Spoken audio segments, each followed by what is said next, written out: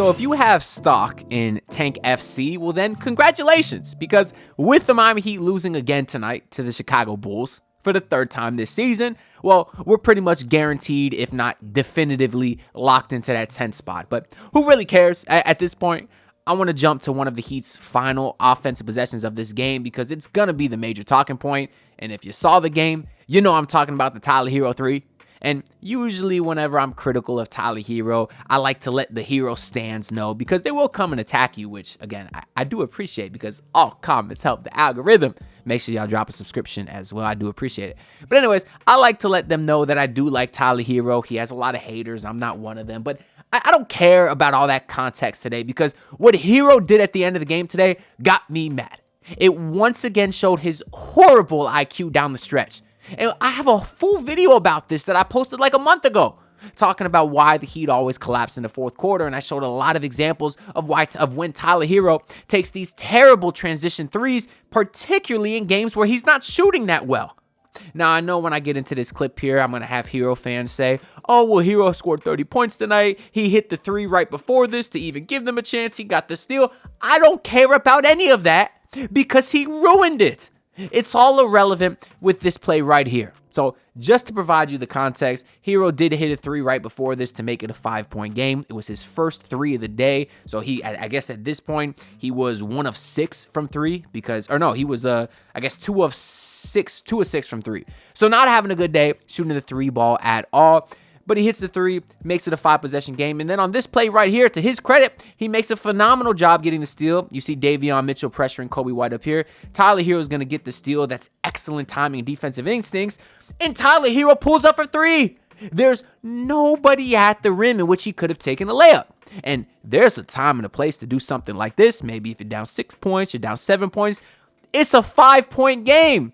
If he takes the layup, it becomes a 1-possession game. Do the math with me, guys. 5-point game. Tyler Hero makes a 2-point layup. So 5 goes to 4, 4 goes to 3. That's a 1-possession game. I'm looking at the shot clock. There's 42 seconds on the clock. Figured there'd be about 42 seconds by the time, or 40 seconds by the time he takes the layup. So you're telling me that it could have been a 1-possession game, Bulls ball. All the Heat needed to do was get a stop, and then they have a chance to tie the game, send it to overtime? But Tyler Hero does this. He does this on a night where he's shooting 2 of 6 from 3. He gets an excellent steal on Kobe White and does this. Oh my God, it makes me want to pull my hair out. It really does. Then he went. The Bulls ended up hitting a three. This ensuing possession was the dagger. Hero goes to the bench and he says, "Oh, my bad, guys. That's my bad." No. Oh, thank you for taking accountability, Tyler Hero. I thought it was my fault. I thought it was my fault sitting on my couch in my living room watching you take the transition three. Or does he think Chris Quinn's on the bench? Oh, no, it's not your fault, Tyler Hero. It's my fault. Of course it's your fault, Tyler Hero. Why did you shoot that? Why? Oh, that's just so stupid. It's so stupid. Now, I appreciate the hell out of his confidence. I really do. So I don't mean to rag on him or come off super hard because he has some cojones and he's hit more big shots than I can count. But that doesn't excuse the fact of doing something so stupid continually. And the reason that I'm going on and on about this is because it's not a one-time thing. He said, "Oh, my bad," like it was a mistake. How is it a mistake if you do it every single time? Oh, you're supposed to learn from your mistakes, and he doesn't. That's the part that's frustrating. If this was a 1 or 2 time thing, I wouldn't be getting so crazy about it. But how are you going to do it every time? And keep in mind, I'm kind of happy they lost the game. I don't want to make the playoffs. I don't. So I don't care. It's just frustrating watching Tyler Hero play basketball when he does this. Not all the time. He's been great this season. He's been, after his slump, he had like a month and a half slump. He picked it up since then. He's been good. And he was good. He was decent. He was good tonight. 30 points, 4 rebounds, 4 assists. Did it on 26 shots, which isn't great, but 50% from the field. So, we'll overlook the cold 3-point shooting. He was fine overall. How many turnovers, though? Because he's been doing a good job holding on to the ball. 3 turnovers today, so not as good. But still, he had a fine game. But that's all people are going to remember. And I don't mean to blow up one big play, but the reason I'm frustrated is because it happens time and time again. I'm sorry, guys. Am I tripping? I don't know. Let me know down in the comments below. But let's get into the actual game real quick. Emphasis on quick because it's irrelevant. We got to talk about the standings. But good news, Andrew Wiggins was back today. Bad news, Pelle Larsson apparently sprained his ankle in pregame weightlifting. How do you sprain your ankle lifting weights? I don't lift weights. I mean, clearly, right? I hoop, but I don't lift weights. I don't know how you sprain your ankle doing that, though. You're just standing there. Are you not? Anyways, he sprained his ankle. Hopefully, it's not one of those really, really bad ones, high ankle sprains where you miss a month. Time will tell. And then we also found out that Kevin Love was out again with personal reasons. Hope everything's good there. We know he missed some time with the birth of his kid, and now he's missing some more. He's missed time actually multiple times throughout the season. Hopefully, everything is good there. But things got off to a good start for the Heat. Bam hit a 3 immediately, which extended his streak of at least 1 3 in a game up to 11, which is super dope. That's really fun to think about, where Bam was at last year to now it's this year, where you almost expect him to hit all these threes. So he came out the gates, hit a 3. Wiggins right away hit a 3, so the Heat got an early lead. I'm thinking good. Wiggins don't got too much rust because he was playing really well prior to his hamstring injury. Except that Warriors game, but obviously Jimmy didn't play well. Wiggins didn't play well. Emotions were too high. I mean, you can't expect the guy returning to his former team to go off like that. It's a lot of emotions. Oh, wait a minute. Luka Doncic dropped 45 points tonight. Did y'all see that?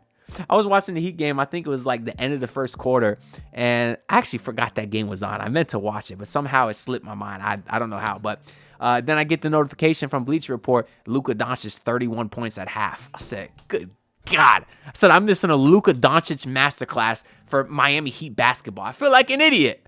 I missed most of the March Madness tournament for Miami Heat basketball. I feel like an idiot. I got to start watching good hoops, man. The Heat suck. But you already know that. Anyways. All right, y'all. We have no idea how much longer this Heat season is going to last. And more likely than not, it's going to end a lot sooner than we all hoped. So let's not sleep on all the great sports that's going on right now, including the Masters, which are back this weekend. And what better way to cash in than with MyBookie? You can do live betting. You could bet outrights. You could bet matchups. You could bet long shot money bombs with MyBookie's money bag. If there's an edge, you'll find it here. And not to mention that this weekend also coincides with UFC 314. So if you're new to MyBookie, I got something that you're definitely going to want to take advantage of. Deposit any amount between $50 and $2,000 and get instantly half matched using my promo code MM50. That's MM50. And by the way, you don't even need to bet to receive it. You just get the bonus cash right away, which is actually really awesome. So if you got a good feeling about Augusta or want to take advantage of a Michael Chandler boost in UFC 314, now is the time to fire. So bet anything, anytime, anywhere, only with MyBookie. Now, let's get back into the video. I thought the Heat, I was like, oh, looks, the Heat definitely came to play today. You know, they rested Bam last game, rested Hero the game before. They were saving Wiggins for today. The Heat are gunning for that 9th spot. They're up 6-0. That didn't really matter. The first quarter wasn't too bad, though. They had a rare 7-point play. You don't see those very often. Alec Burks hit a 3. He got flagrant fouled because the guy landed in his landing space. He hit the free throw. Then Bam hit another 3. So that was a 7-point play. You had Khalil Ware once again active early. He continues stringing along these very good games. Today, Khalil Ware finished with 12 and 7 on 6 and 9 shooting. Very efficient for your boy. Davion Mitchell, same thing, keeps stringing along these great games. He had 17 points and 8 assists today to 1 turnover. This guy's my point guard of the future. Give him a max contract. I don't care. Who else? You're not going to give it to Giannis or Anthony Edwards or KD. You're not going to get anyone. So screw it. Give it to Davion. He's not going to help us win a championship, but at least he's fun to watch. Hell, he's one of the few fun guys to watch on this team. Him and, surprisingly, Kyle Anderson, who actually kind of got off to an okay start today, too. Only finished with 6 points, but he was doing his little slow-mo things out there. And as a slow guy myself, I appreciate the representation. But anyways, yeah, Davion played well. Had a nasty cross going to the rim. Kyrie Irving-esque layup. He continues to be one of the fastest guys on the court. The Heat would take an 11-point lead, but only be up 5 after 1. And then going into the second half, that was pretty much all Bulls, as they would have ended on a 22-9 run. The last minutes was awful, and if you want to win games, a lot of times you just got to close the last 2 minutes of a quarter very good. The Heat did the opposite of that. Giddey got an and 1, then Dalen Terry hit a 3. That would put the Heat down 6 at halftime. And then all halftime, all you heard from Antso and Amy Ottenberg was, don't let the Bulls go on a run. They like to push pace, and that allows them to go on these runs. Just don't allow them to do it. Well, They must have knew it was coming because that's exactly what we saw to start that third quarter. You had Josh Giddey, Kevin Huerter, they were going off. The Bulls are apparently second in pace in the entire NBA. They were showing it. The Heat's transition defense was awful. Kevin Huerter would pull up for another three. That would put the Bulls up 14 with 5 minutes to go in the game. Eric Reed actually called him Josh Huerter after that. Was mixing up Giddey and Huerter, and I don't blame him because they're basically the same guy. They're both Steph Curry versus the Miami Heat. Who knew? The Heat would be down 8 going into the third quarter. Wiggins would miss 2 free throws early on, and so it's looking like they're not going to make any sort of run. Then Davion did get a great steal and dime to Khalil Ware. So that would make it a 6-point game. So the Heat were keeping it close, but they were never able to go on a run because you had Kobe White hitting back-to-back tough shots, Vucevic and Huerter exchanging threes. The Heat would still have a chance later on. They would have the ball down 6 with 2 minutes to go. And then the offense just goes to crap, like it always does. It's clockwork.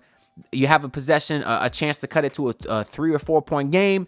Davion Mitchell dancing with the ball, step back 3 brick. Why is Davion Mitchell taking isolation step back 3 bricks with 2 minutes to go in a clutch game? I don't know. That's our offense. The Heat would get a stop. Next possession, Tyler Hero falls on his ass, throws it out of bounds. Bam Adebayo tried to dive on the ball, couldn't get it in time. Hero falls on the ground, throws it out of bounds. That's our late game execution. Then on the following possession, for the Bulls, the ensuing possession, Montes Buzelis would take Andrew Wiggins to the rim, finish with a floater. Their rookie versus our defensive stopper. Andrew Wiggins supposed to come in and help the defense. Gets cooked by a rookie. Bulls up 8. But then the Heat, that's when Tyler Hero would make that 3 to make it a 5-point game. Give the Heat some life with 50 seconds to go. Then he'd get a steal and would take one of the dumbest shots you ever seen. Let's run through this box score real quick here. We'll start with Bam Adebayo. 18 points, 6 rebounds, 6 of 15. Not enough, especially when you consider he had 8 points in the first quarter. He finished with 18. It's not good enough. And compared to the other end, Nikola Vucevic, 20 points, 11 rebounds, 8 assists, 60% shooting. Got thoroughly outplayed by Nikola Vucevic, although I guess Ware was guarding him some as well. But you get my point. Andrew Wiggins, 14.6 rebounds, 5 assists in his return. He was fine. He'll get the rust off a little bit. Only played 27 minutes tonight. Khalil Ware, I thought was good. Burks had 7 points for you in 15 minutes. So he's starting to get kind of those minutes decreased. He kind of matched Duncan Robinson's minutes. Duncan played 18 minutes, only got 2 points. So I think Spo might continue to try to use both of those guys. Maybe he ends up going back to Duncan. He trusts him a little bit more because he started longer. But time will tell. I'm very curious to see what Spo kind of does going into the play-in. He might not show his cards the last 2 games, but I wouldn't be surprised if in that play-in game, Spo pulls out something, different than what we've been seeing. But then we talked about Tyler Hero, 30 points, 4 rebounds, 4 assists. He had a fine game. Davion Mitchell, we talked about. Love what we're getting from him. Highsmith got you 5 points. Kyle Anderson got you 6. Yeah, Duncan got you 2. On the Bulls side of things, I really just want to talk about Josh Giddey, who has now 7 triple-doubles on the season. 2 of them are versus the Heat. And today he had 28 points, 16 rebounds, 11 assists. Josh Giddey, 28 points, 16 rebounds, 11 assists. If there's any Heat fans watching this video, let me tell you something. That's too many points for Josh Giddey. That's too many rebounds for Josh Giddey. That's too many assists. You can't let Josh Giddey have 28, 16, and 11 and expect to win basketball games. I just had to let the Heat know that because I don't think they do. Because last time he cooked us too. Just what a ridiculous stat. Oh my God, he's out there looking like freaking Luka Doncic. This is a guy, the OKC Thunder couldn't wait to get rid of, and he's looking like Luka Doncic against you. He's a good player, but that's pathetic to let this guy continually cook you. I mean, even Montes Buzelis today, we know he cooked the Heat earlier this year. He had 17 points. 17. Bam had 18. Our max guy, 1 more point than their rookie. I don't know. You just knew the guys, theoretically, they looked like they wanted to come out today. The coaching staff wanted to win this game. They wanted to win this game, and that's the performance you put forth. That's the only sad part. Like I said, I don't care that they lost the game. I almost would rather lose the game. But to have that be the performance that you put forward, it's embarrassing. And it kind of scares me for the potential of this team going forward, quite truthfully, because this was going to be a game where you wanted to see them bring their best effort. And if this was their best effort, nah. I mean, you need wholesale changes either way. But doesn't look like the standings here are quite updated yet. But either way, the Heat and Bulls before this game were tied in the loss column. So, of course, now the Heat would be one game back in the loss column. They would not have the tiebreaker, meaning that the Bulls are essentially 2 games ahead. And I guess with 2 games left on the season, the Heat, I guess, cannot pass them because if we're 1 game back, 1 more could tie. I guess we could technically still pass them. Who knows? I really don't care at this point. We'll have all that information out in a couple of days, so it's kind of irrelevant now. Let me just see if they updated the app. They did update the app. So, yeah. So, the Heat are 1 game back of the Bulls with 2 games left to go.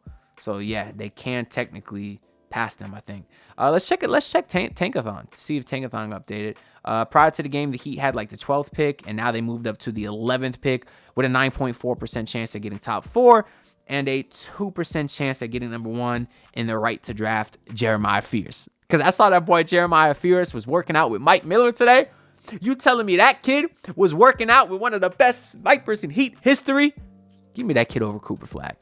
Nah, but for real, he's a guy that could fall in the 10-11 range. That would be a steal for the Heat at that range. But I can't wait for the season to end because I want to do so much draft talk. I want to try to get videos out on like every top prospect of like the top 20 prospects because the Heat like will have an early pick, they'll have a late pick.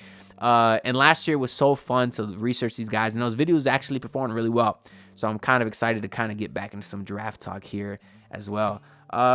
Yeah, I don't know. I don't really think I want to talk about the standings too much. That's just kind of your update. I guess they're currently tied with the Trailblazers and the Suns with 44 wins or losses. So if we could pass them, that means that we could jump up to 9 and have almost a 17% chance at a top 4 pick. That would be nice. Unfortunately, though, above them is the Spurs, who have 3 more losses than us. We won't catch them. But damn, they got a 26% chance at a top 4 pick. Damn, y'all. That would have been fun to have a 26% chance. Oh, well. Tonight, the Phoenix Suns do play. They're up 10. They're up 10 versus the Oklahoma City Thunder, who will probably come back, I guess. But also, the Suns are missing KD, so they'll probably finish worse than the Heat, I suppose. Maybe that's a good thing, because then maybe Kevin Durant really wants to leave and he comes to the Heat, which y'all know I want. Do the Blazers play tonight? No. Yeah, they do. They're up 4 versus the Jazz. Oh, yeah, they'll probably win that game for sure. All right, y'all. That's really all I got to say for this video. Shout out to Inter Miami. Shout out to Lionel Messi. I was watching 3 screens towards the end of the game. I had the Heat game. I was watching the Lakers game. I was watching the Inter Miami game. My guy hit a PK to give them to allow them to advance in the CONCACAF tournament. So that was fun too. If y'all want to see some good local hoops, go watch Inter Miami. They're doing their thing. Because I guess outside of them, well, yeah, we got Florida Panthers playoffs starting too. They've been really rolling as of late. And they made some moves at the trade deadline. That's what happens. You get Brad Marchand. When you're a team in contention, you actually make moves at the deadline to get better. What a concept. Someone should tell Pat Riley. Anyways, I've been talking for way too long. I'll see y'all in the next video. Peace out, everyone. Look, pull up in your city, tryna get that dead face. Do it on my own, I don't need no dead weight. Had to kill him off, yeah, I need a head space. You know this homegrown bitch don't offend me.